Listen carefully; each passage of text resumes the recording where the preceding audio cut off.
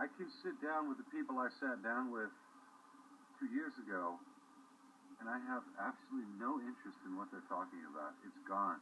And I have, as far as conversation goes, outside of, hey, how's it going? All right, what's up? Outside of that, we have nothing to say. I have nothing to say to these people. Their babble is becoming invisible to me.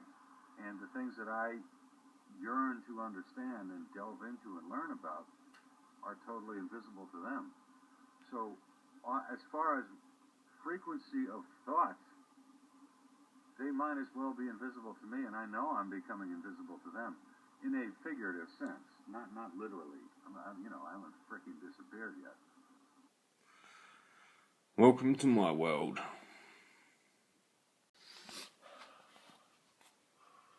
Alright, so I left a comment on Antarctic Warrior's little video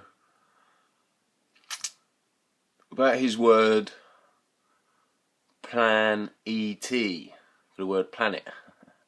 Thought it was excellent. Love that little spin. Plan ET. And then Mr. One Princess put in another one for the word planet coming from the family Plantagenet and their claim to the Earth, a landmass claim.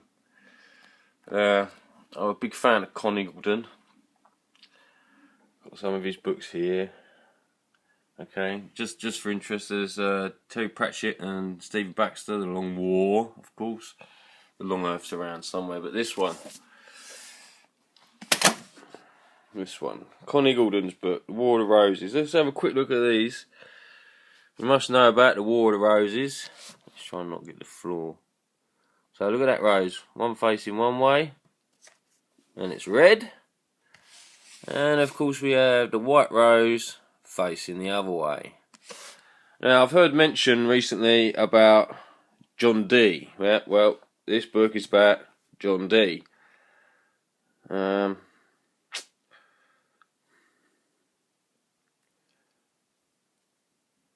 ask me how, but I know this story. Somehow I've known it all my life. I've heard it all my life in bits and pieces, dribs and drabs. I couldn't read it. I've never ever not finished a book of Con Eagleton, and I couldn't get past 152. Okay, it's about Margaret and Henry, and goodness. I was reading this just as the flat Earth started coming up, and for myself, I feel this is a big part of it. Familial wars. Or keeping up appearances of familial wars. I'd like to go into it much more, but I just needed to point it out. Someone else mentioned, who was it? It might have been Eon. Excuse me if I'm wrong, but recognising faces. There was something in this book that I recognised. And I have to tell you something else. One of the jobs I've just started recently. My job I've just started recently. The customers. Oh my goodness. I know those customers. I do not know how. I do not know why. And there is no way in the world for me to have known these people before. But I know some of them. And I don't know what it is. I have not seen them on YouTube. I have not bumped into them on the road, in the streets. I have not.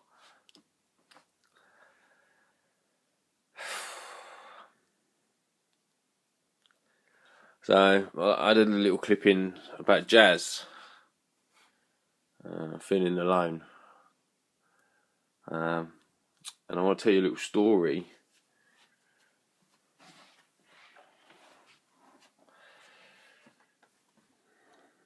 It's not much fun for me. It's not too deep or anything, but it was not much fun then. It is not much fun now. So about 10 or 11 years ago, my paternal grandmother died. And for the first time in about 4 or 5 years, I saw my dad. And it was a bit of a struggle, to say the least. That's not the bit I'm talking about. My nan's funeral. I went there with my lady. We got there a bit late. And I stood at the back of the funeral chamber.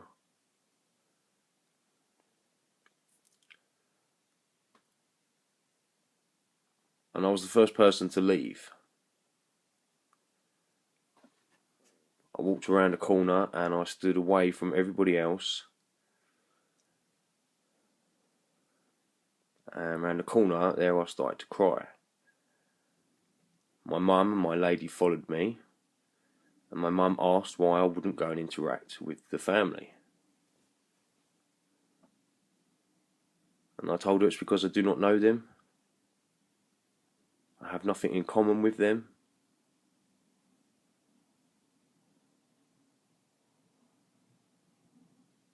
And that it was too hard to interact with people, with selfish people.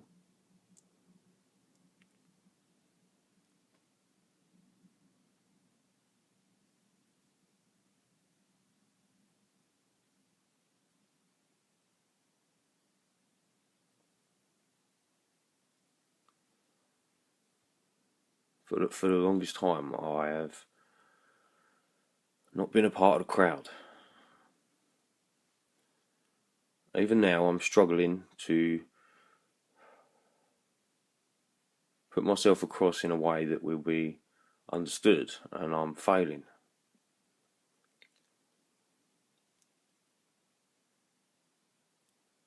I'm not here for therapy. I am not here to just express how bored, miserable, unhappy, how much love and joy I get out of my family. I'm not here to express all that. I'm here because I'm fed up with all the lies. Fed up with people living with the lies, accepting the lies, not even looking for the lies. Just selfishly accepting all of it.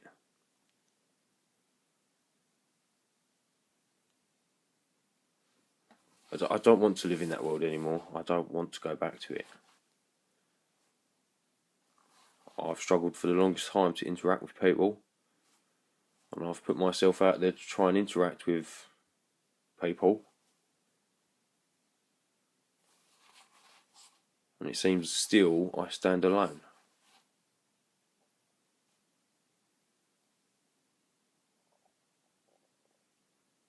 I said before, I had some counselling sessions once.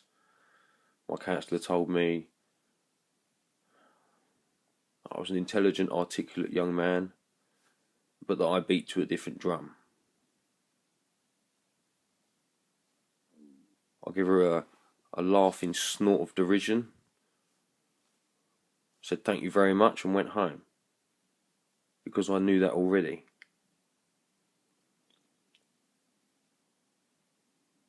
I'm sorry some of you have come to feel like this is taking you away from being able to interact with the rest of the world. Well, I've been here a long time on my own.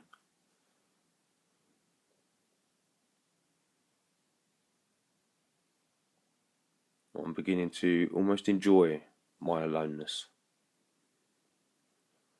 I may well just go back to living inside my head.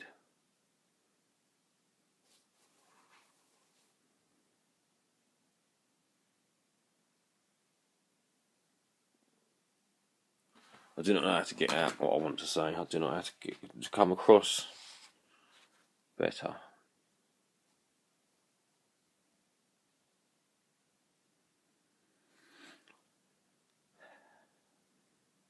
And just for Miss Kim to finish up, it's a very quick one today. Touching upon yesterday and some of the things Jay Dreamers, not Jay-Z, Jay Dreamers has been saying about soul coil and things like this.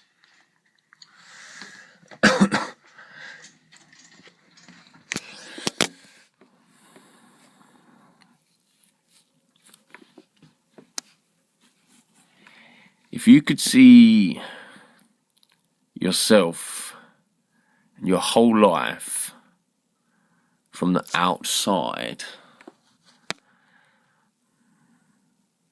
you'd look like a cucumber.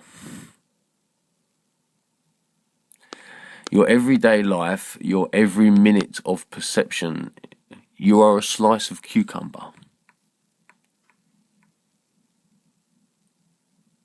You think you are round and smooth and moist, unaware that you are actually long and hard, a bit bumpy. All of your water is contained. When you see the sun in the sky, the sun is a ring. And for every hour, every minute, every second, you can only see one slice of that ring.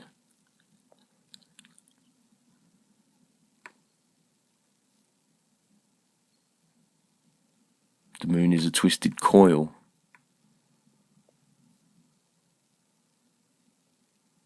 And every time it comes out, you can only see one part of the coil, one part of its shadow, one slice of its existence.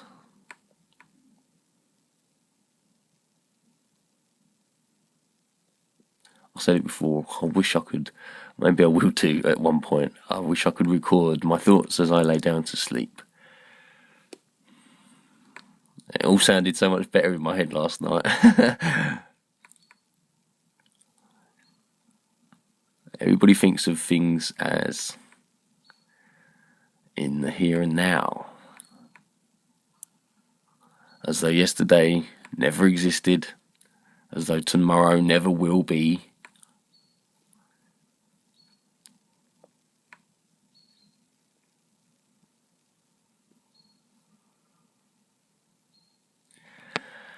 We'll see.